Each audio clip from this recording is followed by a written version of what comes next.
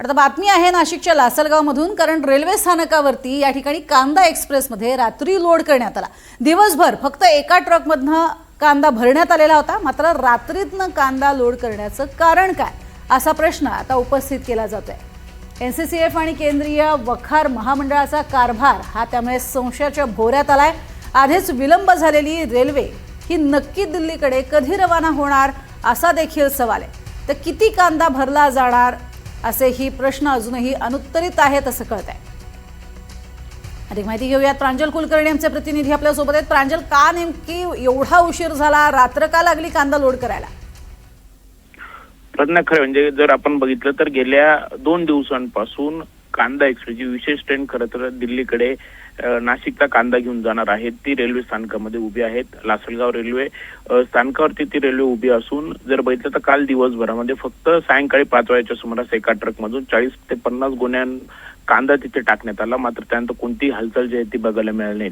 आणि असं असतानाच काल रात्रीच्या सुमारास म्हणजे जर बघितलं तर साधारणतः एक 9 वाजेनंतर तिथे ट्रक येण्यास सुरुवात झाली आणि रात्रीतूनच काही कांदा देखील तिथे भरण्यात आला, अशी देखील तिथल्या स्थानिक जे शेतकरी आहेत त्यांनी आपल्याला माहितीही दिलेली आहे। त्यामुळे एकंदरीतच जर बघितलं तर दिवसभर कोणतीही हालचाल झाली नाही, कुठलाही कांदा भरण्यात आला नाही आणि रात्रीतूनच खरं तर हे सर्व कांदा लोडिंग करण्याचं काम का झालं असे अनेक प्रश्न आता उपस्थित होत आहेत। दरम्यान जर आपण बघितलं तर एकूण 21 या रेकमध्ये 21 जे डबे आहेत त्याच्यातून 840 टन कांदा हा दिल्लीकडे रवाना होणार आहेत, जो काही सामान्य ग्राहकांना दिलासा मिळावा त्यासाठी बफर स्टॉक जो आहे एनसीसीएफचा तो केंद्र सरकारने बाजारात आणण्याचा विचार हा केलेला आहे।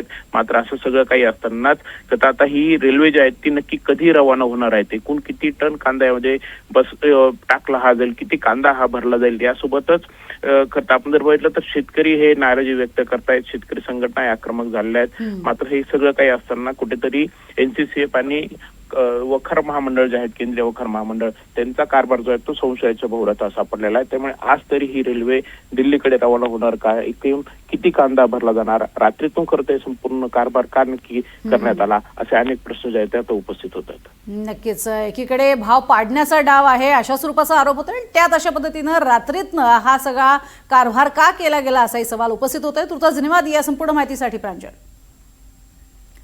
सणासुदीच्या काळामध्ये साखर तर महागली आहे, मात्र आता दिवाळीमध्ये फराळासह कांदा देखील रडवण्याची शक्यता आहे, कारण यंदा श्रावणातच कांद्याचे दर वाढण्यास सुरुवात झाली आहे। सप्टेंबरमध्ये आवक आणखी कमी होईल, त्यामुळे सध्या उपलब्ध असलेला कांदा ऑक्टोबरपर्यंत पुरवावा लागणार आहे। दिवाळीमध्ये विक्रमी दरवाढीची शक्यता आहे, त्यामुळे कांदा आणखीनच रडवणार असं म्हटलं जात आहे। ही दरवाढ होऊ नये यासाठी शासनानं वेळेत योग्य उपाययोजना कराव्यात अशी मागणी देखील व्यापाऱ्यांनी केली आहे।